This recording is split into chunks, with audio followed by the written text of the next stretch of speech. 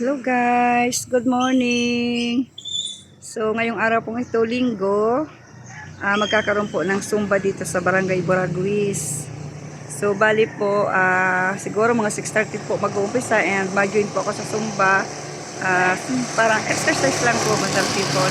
So nandito po ako for the minute kasi hindi pa naman po nag-uumpisa. Nandito po ako sa hydroponics garden ng Barangay Boraguis.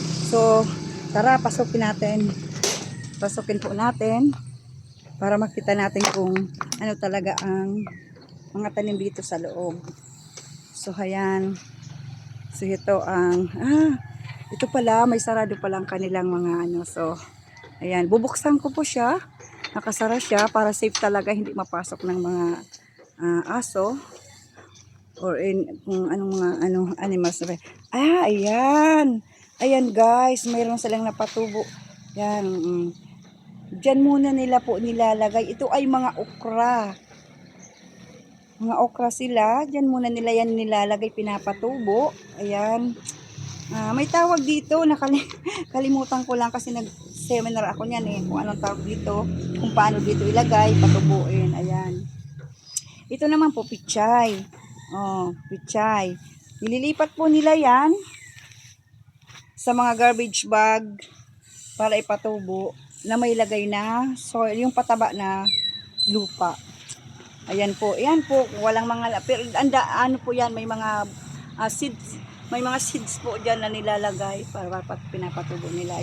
Ayan, okra, pichay, marami na po ito, yung iba nilipat na nila. Ayan po, yan, ang dami. So bali, hihingi ako mamaya para magkaroon ako ng magtatanim pa ako sa likod ng bahay namin, or kung walang space po ang mga bahay nyo, hindi po hadlang, sasabihin nyo wala kayong space, hindi po hadlang na walang space ang bahay nyo para hindi kayo makapagtanim ng gulay sa inyong paligid. Kasi sa pagtatanim po ng gulay, makakatipid kayo, diba? So hindi niyo nabibili. Naku, ang mamahal ngayon ng mga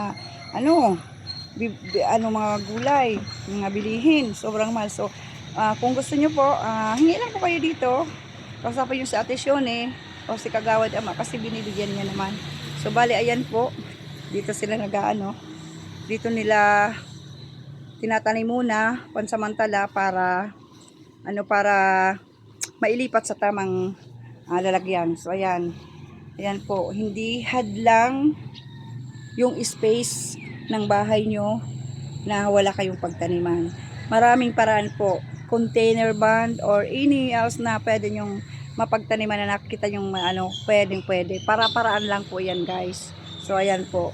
So mamaya magsumba na po kami. At ito po yung lupa na pataba nila. Ayan. Ayan po. So ayan. So ako yung nakatas. Yun, ito na po, yung iba nilipat na po dito, mga kamatis. Kasi naku, ang mamahal po ng kamatis ng talong. Ayan na po, Ayan na po, nilipat nila sa malaki.